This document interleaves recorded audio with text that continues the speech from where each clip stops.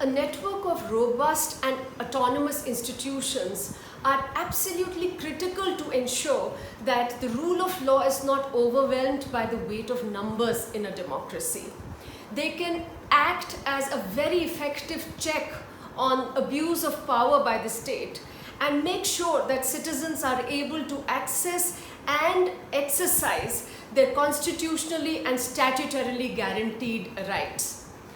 Experience in India shows that creating, populating and sustaining these institutions is a huge challenge. Recent developments have exposed deep fault lines in the functioning of the judiciary. Four top judges of the Supreme Court came out in an unprecedented press conference where they talked about how selectively certain sensitive cases were being sent to particular benches for particular outcomes, raising very serious questions on the independence of the judiciary. The manner in which many of the politically sensitive cases have been dealt with have also raised very, very serious questions. Whether it's the Rafale deal, it's the electoral bonds case, it's the challenge to the constitutionality of the Citizenship Amendment Act, the CAA, or it is the habeas corpus petitions that have been filed in Jammu and Kashmir.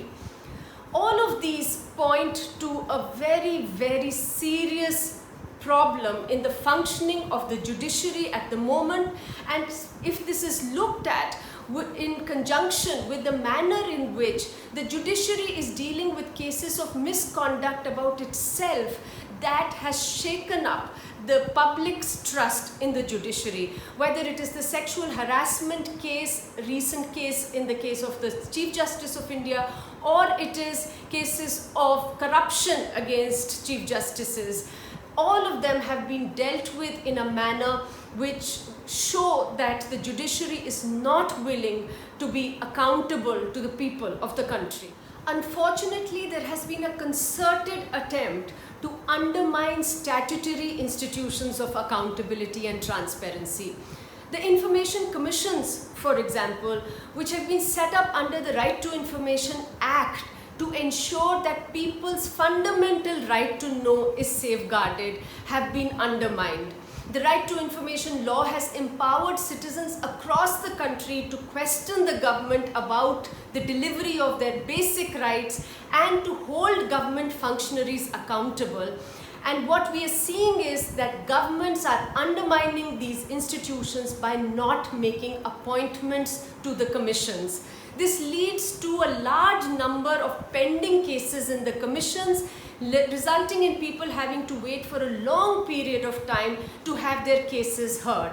Now, this is a huge problem, especially if we look at the manner in which the Central Information Commission is functioning. There are 35,000 pending cases in the commission.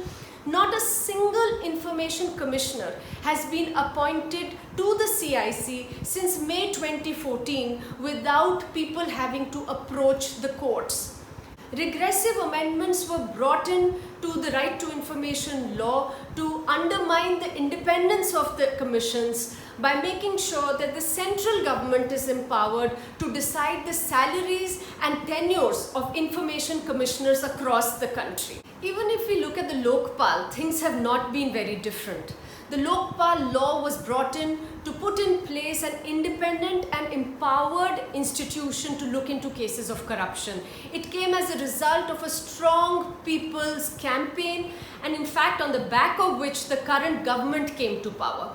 But for 5 years, no Lokpal was appointed by the government, and finally when the appointments were made, they were done in a manner which really left a cloud on the independence of the institution, because the selection was made by a committee with the preponderance of representatives of the ruling party. Again, the Central Bureau of Investigation, the premier investigating body in the country, the political interference has been rife.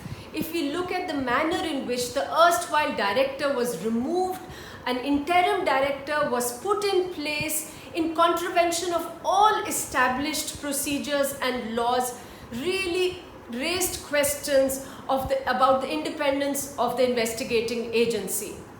Similarly, the Election Commission, the CAG, which have been tasked with important functions of oversight, have been functioning in a manner which is not reflecting that they are insulated from political interference. In a democracy, finally, all institutions of accountability have to be accountable to the citizens. They have to be transparent and have to be able to function in a manner that uphold people's constitutional and fundamental rights.